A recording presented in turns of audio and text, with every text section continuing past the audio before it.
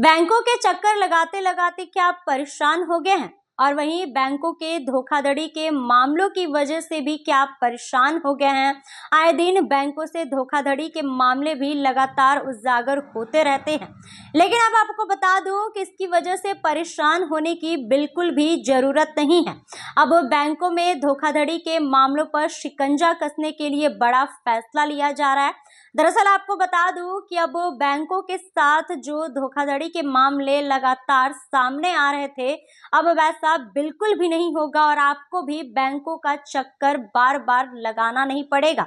और खास तौर पर बुजुर्ग लोगों के लिए जिन्हें बार बार बैंक जाना पड़ता है, उनका काम जल्दी नहीं हो पाता है, लेकिन अब उनका काम भी जल्दी होगा और बैंकों में जो धोखाधड़ी के मामले हैं वो भी अब कम होंगे। देश में वित्तीय धोखाधड़ी के बढ़ते मामलों पर शिकंजा कसने के लिए बड़ा कदम उठाया जा सकता है। इसके तहत बैंकिंग लेन देन को सुरक्षित बनाने के लिए सभी बैंक आइरिस स्कैन के इस्तेमाल पर विचार कर रहे हैं। इस संबंध में आरबीआई से भी चर्चा की जा रही है। मामले से जुड़े एक बैंक अधिकारी ने बताया कि इस मुद्दे पर पिछले महीने एक बैठक में विचार विमर्श किया गया था और इसके कार्यान्वयन तथा चुनौतियों के बारे में आगे की चर्चा के लिए आरबीआई से संपर्क करने का निर्णय लिया गया। उन्होंने कहा कि यूनियन बैंक ऑफ इंडिया के प्रबंध निदेशक की अध्यक्षता में बैंकों की एक आंतरिक समिति ने कुछ प्रारंभिक सुझाव दिए थे, जिन पर वर्तमान में विचार विमर्श किया जा रहा है।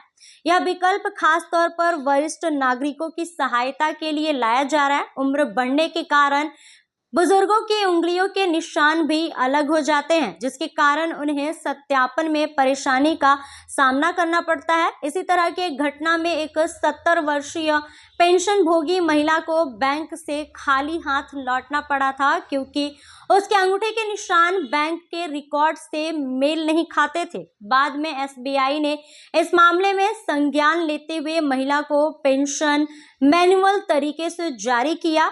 मामले से जुड़े अधिकारी ने बताया कि इस व्यवस्था को लागू करने में कई चुनौतियां भी हैं। मसलन मोतियाबिंद का ऑपरेशन कराने वाले लोगों की आइरिस आधारित बायोमेट्रिक सत्यापन में दिक्कतें आ सकती है। इसका कारण यह है कि ऑपरेशन के बाद पुतली की बनावट में फर्क आ सकता है, जिससे सत्यापन विफल हो सकता है। इस चुनौती से निपटने के लिए वरिष्ठ नागरिकों के लिए पुनः नामांकन जैसे विकल्प तलाशे जा सकते हैं।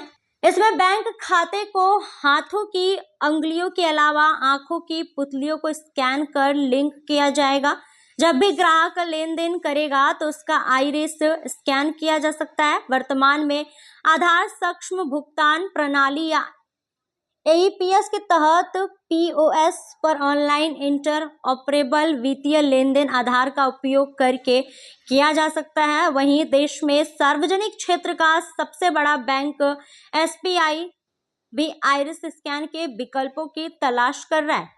पिछले साल ही भारतीय स्टेट बैंक ने इस बारे में कहा था कि वे अपने ग्राहकों और वरिष्ठ पेंशन भोगियों के लिए सीएसपी केंद्रों पर आइरिस स्कैनर स्थापित करने के विकल्पों की तलाश कर रहे हैं। बता दें कि एक्सिस बैंक देश का पहला बैंक है जिसने आइरिस सत्यापन सुविधा की शुरुआत अगस्त 2018 में की थी। सरकार के भारतीय साइबर अपराध समन्वय केंद्र के नवीनतम विश्लेषण से पता चला है कि 2023 में एईपीएस धोखाधड़ी में 11% साइबर वित्तीय घोटाले शामिल थे। तो जैसा कि बैंकों से जुड़े हुए धोखाधड़ी के मामलों पर शिकंजा कसने के लिए बड़ा कदम उठाया जा रहा है, और आपको बता दूं कि अभी जिन लोगों को बार बार बैंकों का चक्कर लगाना पड़ता था, उनके काम नहीं हो पाते थे, लेकिन अब उन्हें बार बार बैंकों का चक्कर नहीं लगाना पड़ेगा और उनका काम भी हो जाएगा। 26 वर्षों में 17,000 से अधिक डॉक्टर बना चुका बिहार एवं झारखंड के छात्रों एवं अभिभावकों के बीच सर्वाधिक विश्वसनीय एवं लोकप्रिय संस्थान गोल, नेशंस लीडिंग इंस्टीट्यूट। हमारा विश्वास गोल के साथ।